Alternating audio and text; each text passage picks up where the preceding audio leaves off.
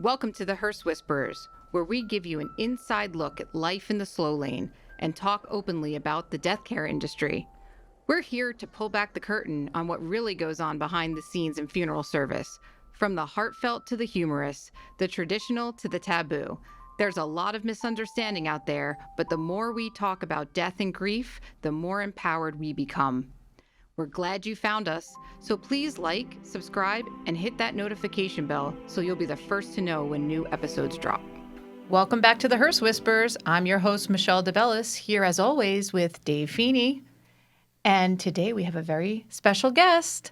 We have Briana Scheibel. She's a TV producer, and we are going to talk about what shows she's involved in and how they relate to funeral service. But first, we have our history. Yes. A little bit, as always. Very short today. One of the first episodes we did, which I know everybody around the world remembers, is I talked about the rock group The Rascals and how Eddie Brigati was from Garfield, New Jersey, and he was one of the main singers and one of the main authors of their songs. His older brother, David, just passed away. And for those of you old enough to remember, probably older than me, he sang the Peppermint Twist. I think it was 1963 with the, I can't think of the name of the group. And then he also was known as the Fifth Rascal. So some people were very upset that he didn't get credited with playing instruments and things like that. But anyway, sadly, he just passed away, Eddie's older brother, David. And that's today's history lesson. That's some Garfield history where we are in Bravery Studios here. Bravery Studios. R.I.P. R.I.P. Yeah, absolutely. Okay, let's dive right in. Thank you, Yes. Briana, for coming. Yeah, thanks for having me. We are very excited about this because this is something we've never talked about before, linking up. It's mostly we're going to talk about crime shows, right? But like crime related to, funeral service in the sense that many crimes deal with a death of some sort, and what is the aftermath of that? Like, we see one side, and you're going to have a lot to tell us about what you see on your side. So first, let's have Dave read off some of your accolades here. What are some shows Surely. that Briana's been Surely. involved in? Yeah. We'll start sort of from the beginning. 2013, 2014, you were the associate producer of Fatal Attraction, which was a series, 25 episodes. Okay, Yes. wait, before we even go on. Here it is. What was it, 2010? 2013, 2013. 2014. Let's go back to 2013. How did you get involved in this? Like, what made you get involved in show business to begin with, and then follow up Fatal Attraction? Right. Well, I killed someone. Oh, okay. No. Okay. One way to get in. Yeah. I mean, I went to school for broadcast journalism at Colorado State, go Rams. And I was kind of brought up in like a news background, and I graduated, and they kind of said, if you don't work for Channel 2, 7, or 9, you're never going to make it. And I was like, get out of here. I just wasn't into news. So moved back to New York, where I'm from, and I landed an internship at a production company and started to sort of see there's other genres, of television you can be involved in.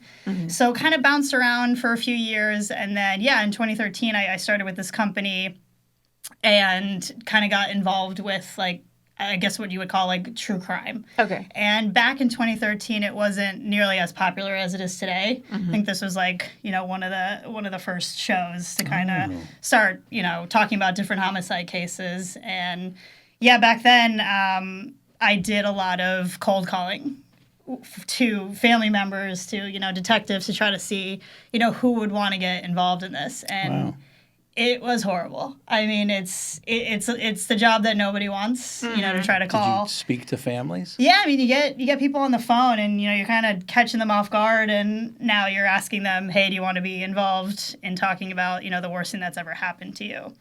So that was a learning experience, kind of just starting out. There's really no coaching, You're a pioneer. They just hand you a list. They're like, here you go. Yeah, I mean, some calls. there's no like real training. I'm no expert in it. I don't have any degree in this, but was kind of the launching point into it. And then, from there, I mean, this is how many years ago was that? A while. So a lot has happened between then and now. But I've certainly, honed the craft, I will say. Yeah.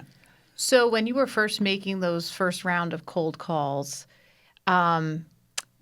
I would imagine that some of the feedback you received helped to, like you said, hone your next round. Kind of like for all of us when we first start dealing with families at the beginning. It's nerve-wracking. You don't want to say the wrong thing, like you don't want to upset them further, and you just kind of get your flow, and now we could probably do it, upside down, eyes closed. Like Totally. You feel a comfort with it. Did you get to that point, like a more comfortable feeling? Yeah, I mean now you're good. But I was young. I was like early 20s. First real job.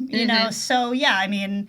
The first couple calls they're rough. If I had $1 for every time someone told me to, how could you do this? Yeah. Why are you bringing this up? Like, I don't want to be involved in this, but you learn from that. And I think you get to a place now where, my mindset is totally different on how you reach out to someone. Like, it's just a totally different approach. And, I think I've had, a very, very high success rate with people, agreeing to sit down. But that's all based off of that call. Yep. Sure. So it's important to get that right. Yeah. You took your bruises. Now I'll say. Yeah. The best way to learn, right? Just on the fly, on the job. Yeah. Definitely. Did you ever have anyone hang up on you? All the time. All the time. I mean, it's sort of gotten to the point where the shows I'm doing now are very investigative based. And so it sort of is centered around, a detective who's taking a homicide case and walking you through that investigation. So a lot of times those detectives have pre-existing relationships with the families. So when you call someone now, you sort of have more to say. Like we're working with so-and-so department on the case, involving your loved one. And it sort of is a different way to sort of pique somebody's interest. What is this about? And a lot of times these calls are, first, it's to let you know that we are interested in moving forward in this. Okay. And a lot of times, if a family member is adamantly against it, we don't want you to do this, we don't want to talk about this, we don't do the case. Because you can't have a show like this without the family involvement. Of course. You have to have people to speak for the victim. That's sort of the whole point of the show. And, you got to have people to talk about the victim, and then you as a viewer also, you need to care about this victim in order to care about what happened, in order to want to watch how this unfolded. Sure. So there's a lot that goes into it, behind the scenes. A lot of conversations prior to sitting down with people, for sure. I'll bet. Has anybody ever been starstruck where you called them and they probably wouldn't be interested, but then they think, hey, I can be on TV? Is any of that, or not really? Not necessarily from a fame aspect. I mean, you'll see. I've worked on some shows with some pretty, more well-known detectives, and it helps when a family member is familiar with the show, or they're a fan of the show, and not necessarily like now's my chance to be on it. It's just it's more reputable. And I think they become much more comfortable. Now you can go back and watch 5 seasons of this show and kind of know how it looks, how it's laid out, Sure. and that it's almost like an easier pitch to people. Well, they see it's professional, and you're Sure. not out to do anything controversial or. Yeah, and there's nothing worse than feeling like you have to talk somebody into it. I mean, I feel like I always give people the out. I say, listen, just because you're saying yes to me now on the phone, if you get there and it becomes too overwhelming or it's too much, you don't have to do this. If you need to bail halfway through, that's okay. And I think that disarms a lot of people, feeling like they're not just stuck in the chair and it's, you got to move forward, or else. Because that happens. I mean, I've had people halfway through, it just becomes too much. Yeah. And you just have to respect that. And Sure. it's not easy. I mean, it's definitely not easy. So. I can't imagine how emotional it must be some days. Yeah, it's interesting. You sort of train your brain on how to compartmentalize what's happening, because I'm very empathetic with what's happening, but I personally just haven't dealt with a giant loss in life, so I can't pretend to understand what these people are going through. I mean, I've dealt with grief through other people, but the big thing is what you can do is just sort of provide a platform for them to talk about it. Right. Because, I mean, a lot of times I'm sure you see, at the funeral home, grief is awkward for people, and a lot of people shy away from it because you don't want to make somebody upset. You know, you don't want to ask questions. You don't want to have to bring it up for them. And for my purposes, we're providing that platform. That's exactly what we're trying to do. Not to upset you, but when someone realizes that they have the freedom to speak about the loss and the grief, I mean, you wouldn't believe what comes out of people's mouths. Yeah. Oh, yes. We get that. If sometimes you just have to ask the question, or a lot of times we do it when we sit down with the family. We just say, so what happened? Like, what happened? Nobody's asked them yet, and the person could have had some, you know, like a crazy death, whether they were sick or they weren't sick and they collapsed in a car. Nobody's asked them. You know, the clergy hasn't asked them, their friends have, because I think they think if they don't ask them, they're not going to think about it. Yep. Like they just lost their husband in 50 years. I'm not thinking about it because we're talking about baseball. But that's all they're thinking, so you're right. And sometimes you say, so what happened? And they say, oh, he was in a car and he had a heart attack. And you say, that must be horrible. And then, boom, they just start talking. And it's so therapeutic, right? It really It's like you give them the outlet for it, and they want that. They just, it's hard to get to that place in a comfortable way. It's always a little uncomfortable. Yeah, I mean, I find that most people, like you said, you know, they want to talk about it, and they just haven't been given the chance. And it's just amazing what, you know, because I'm a stranger. You know, you try to have a couple phone calls beforehand, you know, but essentially they're coming in and being very vulnerable with a group of people they've never met. But it still is amazing how much they talk about and how much they want to talk about and how much emotion they show. And that just goes to show, like, that's been sitting here. That person For a is very still long time. so much of their life probably and important to them, and they want to talk about it. Yeah, absolutely. And as a grief guy, that's so bad for you to keep all that energy in. You're going to get ulcers and it's you know, a lot of times, you know, I've done cases going back, you know, to like the late 70s up until now. So sometimes you sit down with someone, we're talking, you know, 40 years later, and when they start talking about it, you can tell that they haven't like dealt with this, and it's almost like they're dealing it with you in real time. And it sometimes takes me back a little bit, you know, because I realize, you know, like, oh, this is like a lot deeper than just what we're talking about. And I've had people call me hours later after these interviews, you know, late in the night, and I answer, and they're just, I can't stop thinking about what we talked about. You know, and they want to continue this conversation, and I have to tell them, like, listen, this is really healthy, but it's not healthy for you to talk to me about it, you know? And I try to direct them, like, you really need to find somebody to speak to about this. But they feel like they have this connection with you because they've said things that they've never said to anybody. And you asked. Yes. And you asked. And so, you know, that definitely has happened quite a few times. But, you know, it's just normal. I mean, as everyone says, like, there's no right or wrong way to grieve. No. And I've just seen it come out in hundreds of different ways. And so it's an interesting craft, I will say. And to your point, too, we used to do grief groups, and we'd have all these people there. And everybody always believes that time heals all wounds. And then we'd say, who had a loss a year ago? You know, a lot of hands would go up. And you'd say, how about 5, 10, 15 years ago? And all the hands keep going up. And you say, look at this. Obviously, that doesn't heal all wounds. And then we'd start doing our grief stuff. Grief. 100% true. It's true. And those people are just perfect examples. Yeah, you know, I was going to say, it's just, I stopped asking people years ago, you know, like, how have you found closure with this? There's no such thing as closure. It literally doesn't exist. And instead, I say that to them. I'm saying, listen, there is no such thing as closure, but how have you been able to find a way to, like, make some sort of peace with this? You know, like, how are you today? How are you living now?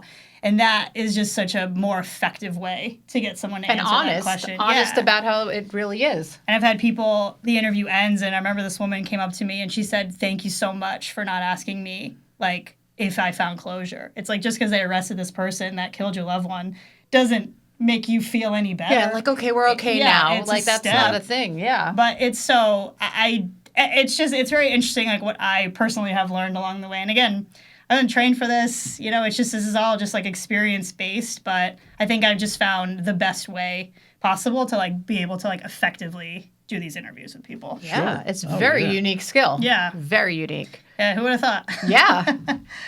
All right, let me Let's continue move up the from, list from here. Fatal sorry. Attraction to the next. Now, great. Okay, now we're up to 2015, a 5-episode show, Scorned, Love Kills. Oh, so tell us about The this. Scorned people. Yes. Yeah, it's funny because a lot of these shows have now gone on to, do so many different seasons. So a lot of this was in the beginning of my career, just a little more freelance. Okay. So I would just do, a couple episodes here and there. But this was early on in my career, so I didn't have as much creative control. I sort of was watching and learning and absorbing, until I kind of got into that producer role. Yes. Then you really get to take on. It does say associate producer. So. Yeah, I mean, listen, you gotta work your way up a bit. So what's the first show where you really took some control? I know. Oh, Dave knows. He's done his research. Street Justice. Well, it's funny. These Bronx. supposed to be out of order. Oh. Well, there was Google. a very big show people are familiar with called Homicide Hunter. Yes. All right, With, tell us about that. with Joe Kenda. And I came into that show in season 4. Okay. And at that point, I had experience with the cold calls and this and that, and it sort of continued on from there. For people who aren't familiar, there's this detective, Joe Kenda. He's based out of Colorado Springs, and he had this, amazing 30-year career, and he has like one of the highest solve rates in the country for homicides. We're talking like almost 500 different cases. Wow. So we profiled his career over the course of 9 seasons. And it's a lot of stories and a lot of episodes. So that was a show that really kind of propelled me into, being a producer and doing a lot of field producing. And that's when you're really doing, interviews, with detectives and family members. But I remember that run was probably the biggest learning experience because you learn what works and you learn what doesn't work like very quickly. I've definitely had some interviews that just don't go the way that you've planned. And now I feel like I go into interviews and feel very confident about it because you have so much experience to draw from. I'm sure you guys deal with this all the time.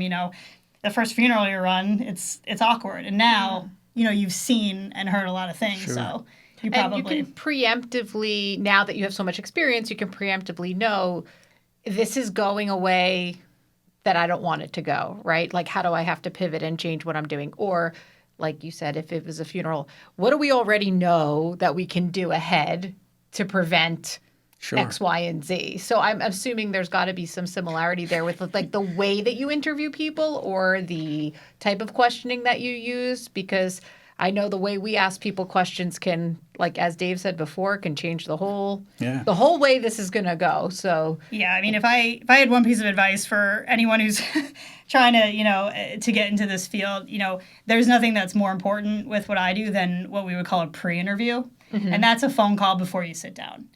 Going in blind in a situation like this when you're talking about, someone's loss, it just doesn't go well. You kind of need to understand what it is that they can talk about. You need to get some background on this person. So it becomes, well, the biggest thing is you don't want these interviews to feel like they're a quiz. Like a quiz of your memory, or there's like a right answer and there's a wrong answer, or there's one answer. So, when you have the pre-interview, it's a much more casual conversation, but I'm like furiously taking notes on what they're saying. So I'm able to prompt them more effectively when we sit down. Like, hey, you remember on the phone, like when you were telling me, growing up, you used to do this and that, like, tell me more about that. okay. That's a really easy question for someone to answer who lived it, instead of asking like point blank, like, what is this person's favorite sport or color, things like that. So it becomes, a lot easier, but that's only because I have information, prior to sitting down with them. And then a lot of times, I'll ask people like, are you comfortable with talking about what happened? Because I tell them, like, this is just as much like your experience as it is, what we're trying to do with this show. Sure. And some people are just like, I don't want to talk about it, which is fine. But I'm glad I know that before I sit down with you and there's cameras in your face, and then you put someone in a situation And they're just like frozen, like they don't want to speak. And, most of the time, it's a lot easier if I know where we can go and where we shouldn't go, and I can just, be more effective with what I'm trying to do. And that would filter out some families too, right?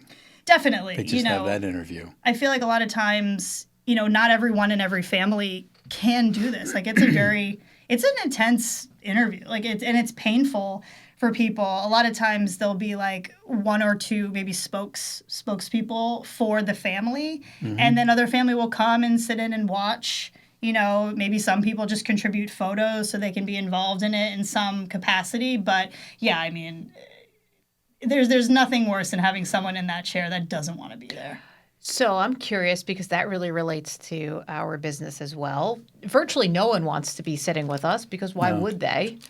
But particularly we have sometimes families that have, multiple people in the family, and there are one or more who really don't want to be involved, but they do, but they don't. And it's a back and forth. And we have to navigate like the person that's like technically in charge versus the person who's maybe trying to be in charge or so there's a lot of dynamic to that. So I'm wondering your experience with that, because I imagine you have crimes that you're investigating or talking about on your shows where like maybe somebody in the family was involved and now you have to paint a picture of potentially like, who's on somebody's side, who's not on somebody's side. Do you try to work that out, Yeah, I mean, it happens, you do have cases where a family member kills another family member. And like you said, like it does become, a house divided. I have found that you can't just take the first phone call. You have to take it with a grain of salt. Like you have to continue on and call other people of the family because people get divorced, people are this way, that way. And so you need to get more of a well-rounded idea of what happened. I mean, I had this case that stood out. It was essentially a married couple, they were drinking and according to him, like they were tussling over a gun and it went off and it was an accident. Then the investigation goes on to show that based on blood spatter, based on her injury, like a lot of factors, that he essentially had executed her. Wow. So this guy went to prison and for some reason, the details are a little fuzzy, but he got out. So this was a case that was maybe 30, 40 years ago. So now we're gearing up to do this investigation, and I had the family of the woman on board, and now this guy's out of prison, and he also agreed to interview. So I was sort of wrestling with, okay, well, like how I don't know the relationship that he has with these people. So, the interview comes the day of, and this whole family comes. Yeah, we're talking, it was like 8 people showed up, and I was expecting like 2. And they were all there for one another, and it was just such a painful interview. It was the brother of the woman, and he is just so upset, crying. He's reliving it in the moment. And everyone else is also crying, and you can hear it. And this is just life. Like, this is what's happening. So that was so intense. And when that interview was over, I was like, now, tomorrow, I have to now talk to the person that caused all this pain. Yeah. And I had no idea what to expect. This man got out of prison. He wrote a book. He said he became a pastor, got clean and sober, and now, this was sort of his gospel on how he turned his life around. So he shows up, and he is wasted. You could smell this guy when he walked in the door, and I was like, oh, okay, this is like, and now I'm thinking about yesterday. I'm thinking about all those people that are just devastated by this, and now I sort of have to face this man, And we sit down, and I kind of started doing kind of like softball questions, like, tell me how you met, tell me very, easy things. And then the second that I shifted it to, okay, now tell me like about that day, like, what happened, he just, oh, I don't remember, I kind of blacked out, and I was so affected by the prior interviews with the family. I remember I put my questions on the floor and I just like laid into this guy. And I was like, you're telling me like that this was an accident, but all this evidence is suggesting otherwise.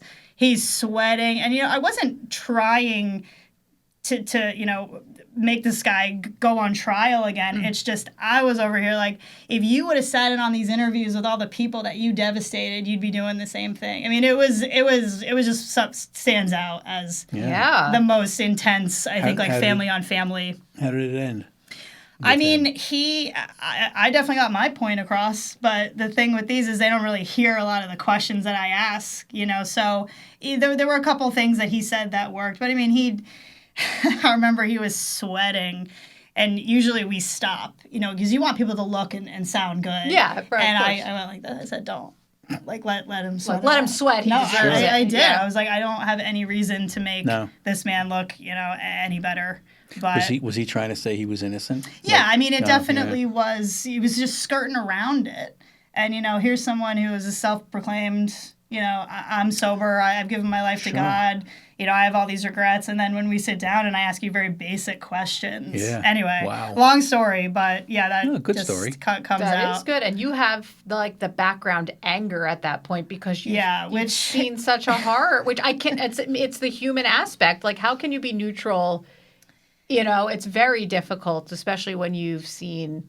Yeah, I mean that case in particular, like it was rough because we typically don't talk to perps, the suspects, the people that are responsible for this. It's very much family based. This was just an exceedingly extraordinary circumstance where you had someone who agreed, and at the end we were like, why would this guy even say yes to doing this? Yeah. But yeah, it's again, I definitely lost my cool a bit with that. Wow. But Yeah. It's rare. It's very rare. Usually you can compartmentalize, and usually it's you're going in there with a different objective. But sure, man, bringing me back. Yeah. Wow. He probably pushed your 8th button. Yeah. Wow. All right. Well, then. Well, here we go. So moving on to the list. This Now that is great. I love this. I've lost faith in DuckDuckGo. They're out of order. How about Murder Chose Me? How about Living a Nightmare? You're the story producer. Yeah, that was an interesting series. I for that I worked more in post production, so I inherited whatever was filmed prior, Okay. which was just also a different way of storytelling.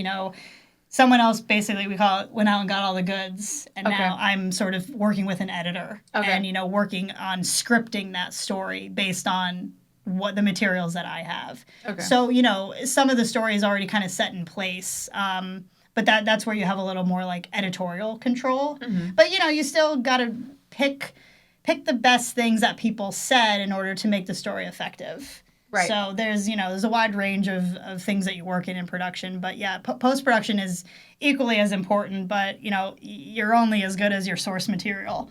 So, you hope that you get some good interviews to work with. Sure. Because if you don't have good interviews, I mean, it just makes everyone's life a lot harder. Yeah, I'll bet. So what type of stories or, I'll just want to call them crimes, but it could be stories or things that are being investigated. What are the ones that work? Like, what is the formula for something that people are going to want to watch? Not just, okay, I'm watching it because it's about crime. There's got to be something. Yeah, it's a good question. That's better than others, right? Yeah, it's a really good question. And this is a lot of what we do in sort of like the pre-production phase. It's, obviously it's a TV show, and you have to think about it is you need a case and a story that is compelling enough with enough sort of twists and turns to sustain, a full hour. Okay. So for example, a drive-by shooting where someone is arrested 10 minutes later is a lot harder to sort of stretch out in terms of an investigation. Mm-hmm. A lot of times you look for stories where maybe there could be more than one suspect that they were looking at, mm-hmm. or it was like a real mystery, or it took some time for them to figure it out, because there's just added layers in there that can sort of help you build this out. But, if you show up to a scene and someone shot someone in the street and the guy's still there and he's like, yeah, I shot him. There's no interest there. It's boring. No element. It's boring. It's making me think about, like, right now in the news is the whole case or unsolved case of Nancy Guthrie, and no one knows really what's going on, and there's all these different things. And it just, the more you talk about what your work is, I'm like, that's going to be made into something. I mean, because we don't even still know where is No, Nancy. no. Yeah. Right? It's like, It's over a month, right? Oh, beyond think, a month. yeah. And At this point. And without any real sources here, I will just say, like, you read different things like, oh, well, perhaps the initial investigation was tainted somehow, like the sheriff did the wrong thing, or I'm not making accusations here, just saying, you know, there's a lot of talk about, like, well, what happened in the first, like, 24 hours? And if you don't do the right things at that point, it's a trajectory of just things are wrong. So do you have experience in those type of cases where, like, things went wrong in the very beginning of the investigation and that led to a cold case or something that's unsolved? Yeah, no, again, another good question. It's, just real quick with the Nancy Guthrie, Yeah. that is the ultimate mystery. And, when this all comes to a conclusion, hopefully it does, to give that family, some sort of peace, you'll be able to go back and look at however long it took and be able to take, the bits of that case that are most interesting. And that's what we do. I'm not dealing with a case that just happened. I get to take all this amazing police work that could have spanned weeks, months, and a lot of it is in hindsight, and you can pinpoint, like you said, things in the very beginning that maybe went wrong, or, they're over here chasing this suspect, but, it turns out it's actually this other person. But, we've done a lot of cold cases, that are solved 30 years later. And there was this one case that comes to mind. The death of a soldier in Colorado Springs. And, it went cold for 30 years. And the case file of police work was 1,200 pages. Wow. And I had to read the entire thing just because you have to understand the story. So, they end up getting somebody, off a DNA hit. But you go back and this guy's, the name is in the case file way back when. It's just they didn't connect the dots. Right. Until now.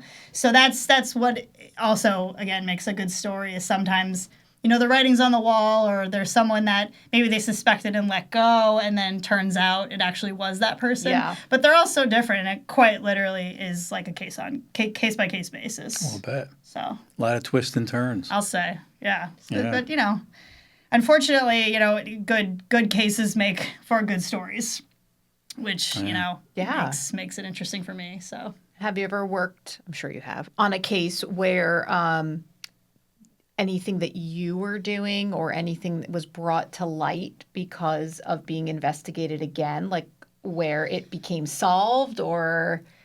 I mean, I wish I could take credit for It'll solving, happen. It'll happen. solving a Go case. ahead. And It'll happen. A couple odd things have definitely happened. I did a case in Virginia, and there was a woman who was killed. She's actually thrown out of an airplane. And they arrested 2 people that did it, but there was a third woman who they had always suspected was involved. It was her sister.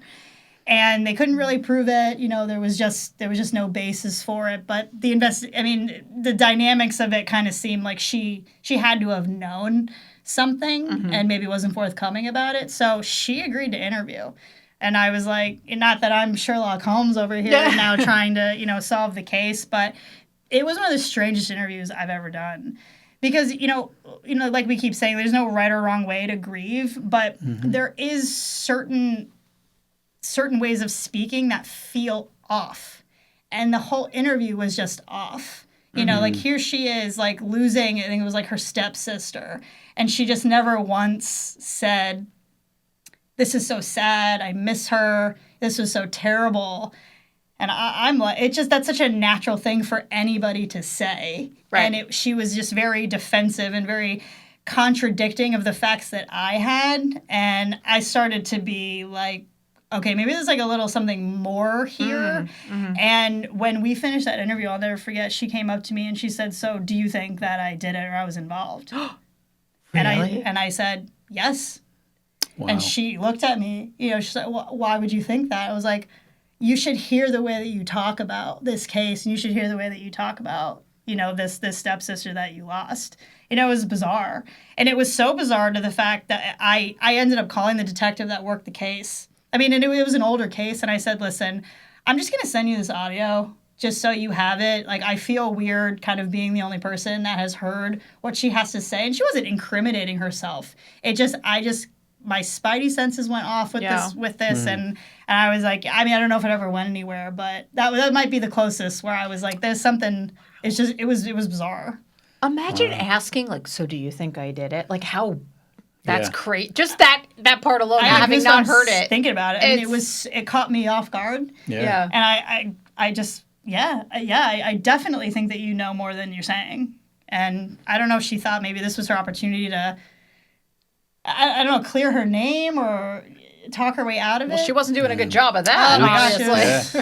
It was wild. And somebody who's lying like that, the more you ask them like your open-ended questions, they just get painted into the corner. The more they're lying. And they're not on trial for me. No, I'm not but hammering you're just asking them. questions, and then she's giving you these answers, and like you said, your spidey sense goes, Yeah, something's amiss here. definitely. Yeah. So that was pretty close. But no, if I could solve a case, I definitely would immediately. I'm sure you will at some point doing all this You research. never know. Yeah. Yeah. You heard it here first. It'll happen. Stay tuned. Okay, so now we're up to Murder Chose Me, I believe. Yeah. 2017, 2019, 13 episodes. Producer. Yeah, that was a 4-season run. It's an amazing detective down in Shreveport, Rod Demery. And this was a show that kind of profiled his career in different homicide cases that he covered. Great storyteller. He was this master interrogator. That was kind of the whole basis of the show. Was he had, I think it was almost like 100% confession rate. Oh my gosh. Something along those lines. So we kind of centered the cases around really good interrogation. He just had it. Like, you either got it or you don't. Like, when he would have people in the box, like, he just would get people to confess. But that was a great series. But again, I worked more in the post-production side of that. So I got to inherit a lot of really amazing interviews. But also that when you're working with interrogation footage, that's also really interesting too, because now you have the detective commenting on his own interrogation in hindsight. So the way that edits together is usually pretty effective. So, And that's just the box with two people sitting in it, right? yeah, that's what all the cops call it, the box. The box. We're kind of in a box right now. Well, I really liked when you said perp before. I was like, oh, the lingo. Perp, Lingo. I can't shake the lingo. Gotta take a lingo. I was going to ask a question about, like, what are you currently interested in? Do you foresee yourself going, like, continuing on? I mean, you have lots of experience. It's so unique. I know when we talked about your earlier shows, you were saying, like, they weren't a thing yet, meaning the public perception and the public interest maybe isn't now. I mean, all people talk about now is, like, true crime shows. And, people are like, it's my comfort to watch crime shows. Like, what do you think? I guess two-part question. What do you think made that jump off as a genre? And then second part would be, like, is that something you feel like you're going to continue on? Yeah, I mean, true crime is the fastest growing genre of television ever. Obviously reality TV is right up there too, but I think that, and I'm sure people have heard this before, but everyone loves being an armchair detective. I think people get very engaged in these shows because it is sort of like a whodunit. I interview detectives all the time, and there's always people want to know who, what, when, where. But detectives don't care about the why. They don't care why you did it. Like, they're just here to solve this case. You know who cares about the why? We do. The audience cares about why. That's why you see in these shows, the ending is always about explaining the motive, tying it all together. Because I think as humans and as viewers, you just can't comprehend, like, why someone would do this, like, why they were pushed to the breaking point. And I think it's just, people love discussing, true crime, who did it, why they did it. I think it's just become just a very odd thing that everyone wants to have an opinion about it. But, yeah, I mean, people like watching shows and being like, I knew it was him, like, I knew it was that shady neighbor. I figured it out, yeah. But, yeah, I think it's grown popular, and, unfortunately, but fortunately for us storytellers, I mean, people just don't stop killing one another. And it just never ceases to amaze me, like, just all the different ways that this happens. Right. But yeah, I mean, I think it just, people are just into it, and we'll see, where it goes from here. I mean, I think it's become more refined. Like, I think a lot of the shows that are coming out now are maybe a little bit more premium feeling, maybe feeling more like a documentary. But that just came with time and how, the storytelling evolved and this and that. Yeah. But yeah, and then what's going for me from here? I really enjoy it.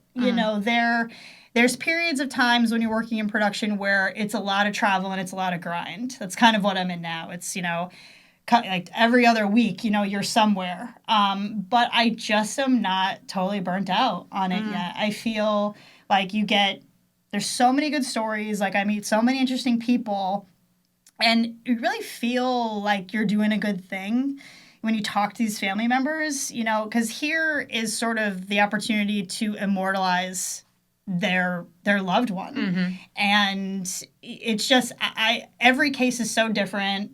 It's a very interesting way to see the country, I'll tell you that. Yeah, You're always going to places you just you never even heard of. Some nice, some not. So, but I really enjoy, getting the source material and then working with that material all the way through post-production, working with the editors. So, I mean, that's a good question. I'm not tired of it. That being so said, great. there's other opportunities that I'm sure will come up, but I feel at this point now, after this many years, like I'm so comfortable with it, and I feel like good at it, and it feels good to do good work. So yeah, I think that's a parallel for us too, because I think we have been on the burnout side of things. When you're dealing, like as you are, on a daily basis with people's emotions, and just the stress of getting things done.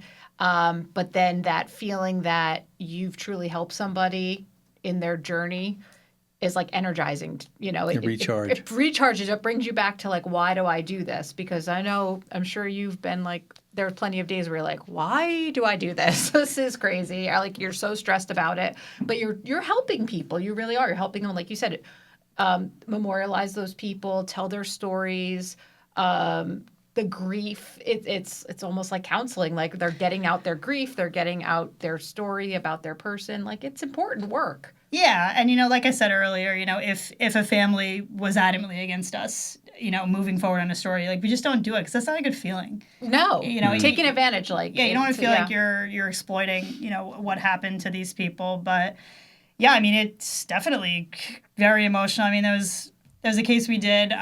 There was this serial killer down in Laredo, Texas, on the border, and he was killing these sex workers. Some of them had drug problems. Doesn't make him any less of a human being. And sat down with one of these women. Her daughter came in, and I had talked to her beforehand. Everything seemed okay.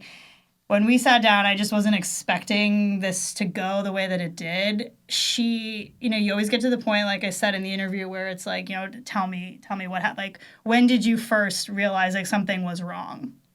And everyone remembers exactly where they were, who called them, what was said to them. And her answer was just the pain that you just felt coming off of her as she's telling me this.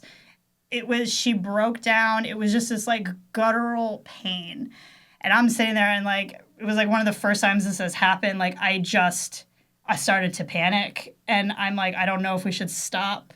Like it was so upsetting to watch how upset she was. And I just pulled it together and, kept going and like let her cry. I mean, we're talking like screaming, crying as if she was reliving it like it just happened yesterday. Wow. And we finished and, I thanked her and she thanked me. And the second she walked out the door, I just wept. Yeah. It was so overwhelming. My crew was looking at me like, I was like, I can't, like that was just so hard.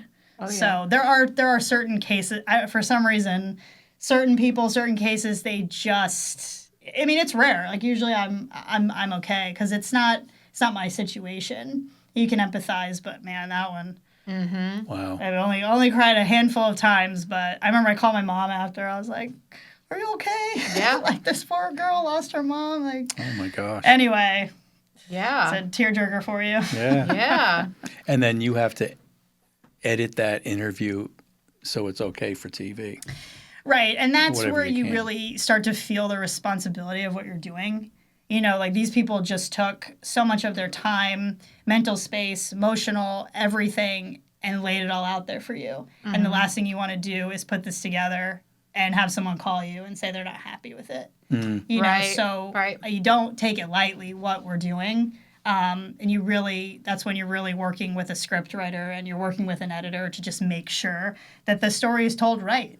And, you know, thankfully, you know, I've yet to get that call where somebody was upset. But That's great. you know, that's something we don't take lightly at all. So, You should be proud of yourself because Yeah. no, thank you. not a lot of great editors. You know. Yeah, I mean, I know There a couple. are, but probably Well, that's like there's the a few. famous, right? Like, especially in like reality TV, whenever anything goes wrong, they're like, it's the editing. Always blaming the editors. Like, Yeah. you know, you Yeah, I wonder, mean, like, how it's- much, come on. Yeah. to a maybe a small point, Yeah. but you know, Yeah. again, we call it the source material, the raw is what we call Yeah, it, and that's the raw footage. So Do they, the families ever see the footage or like, I'll call it a draft version, but do they ever see this before it gets released and give you commentary, or is it just like a surprise to them? They see the final version. yeah, typically no, you know, for some obvious reasons. Yeah, because they'd hate every bit of it, maybe. But Yeah. again, you know, doing these interviews, like, you know, I always say, you know, I want you to feel comfortable and confident in what you're saying.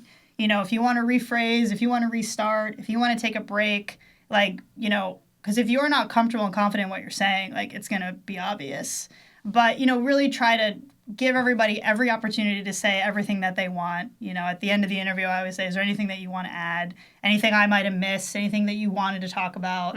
You know, so you would hate for someone to leave and then think, oh, I wish I would have said this. I wish I would have said that, which I'm sure does happen. But no, typically, you know, I'll prep them. You know, it's going to be airing this day and this time. But no, I always feel pretty proud of the product that we put out, as painful as it may be to watch. But no, typically, they're seeing it for the first time with everybody else. That makes sense. Yeah. Wow. Well, I'll take a page from your book then and ask you, is there anything you want to add or anything we didn't talk about that you'd like us to know about you or your work? Goodness, man, just like going through the years, I mean, I guess I never really thought that I would be doing this. Yeah, To be honest, I mean, I always knew production was the way to go. I just didn't know the what, and it's just very interesting now to look back. You know, however many years, 15, 16 years I've been doing this. I mean, I'm a very outgoing person, and if you knew me outside of what I did, I don't think you would ever think that I work in true crime and deal Right. with these very heavy topics and situations. But, you know, I think another thing that helps me is I am very empathetic and am a bleeding heart, and I am very sensitive. So I think I just have a way of finding just common ground with people and can be just very disarming, you know, with them. And, you know, you want to do a good interview and you want to feel good about it. So, yeah, I mean, but I enjoy it. I really do. Or I would have walked away a long time ago. So. Well, Yeah, I would say that you were a pioneer in this. I Yeah. don't know about Well, that. you were. I mean, and I would Yeah. think that 15 years later, I'll bet a lot of people are saying, I'll do this the way Briana would have done it. Because if you're, like you said, you're honest, and some people are probably tempted not to be as you're editing. They say, oh, just do this, do that. But you don't. And they probably say either do it the way Briana does it, or I'd like to do it Or as good else. as she does it. yeah. Oh, that's very high praise. I mean, thank you for No, saying really, that. really. You know, I feel there's a reason I'm in the position that I'm in, and you know, I feel like I'm trusted with a lot of projects. Sure. And you know, I get brought into a lot of projects. I guess, you know, it's sort of a proven track record. But you know, that took a lot of time. But no, I Yeah. mean, pioneer. I don't know about that. I think But- so. That's one of my pet words. I like Yeah. A that. trailblazer. A Trailblazer. trailblazer. And I think that after speaking with you and hearing your story and your personality, if you ever wanted to have a career in funeral service, you'd be excellent at it. Hey, so, I mean, hey, you know, if at you some ever point, I'm going to work get for burned out at Feeney some Funeral point. Home. That's right. Yeah, take this as my interview. For There that. you go. You know, Hired. give Pass. you my resume. Yeah. All right. Well, that's it here at the Hearse Whisperers. Thank you for watching. Please like, subscribe, and hit that notification bell. And thank you, Yes. Briana, again. Yeah, thank you. Yeah.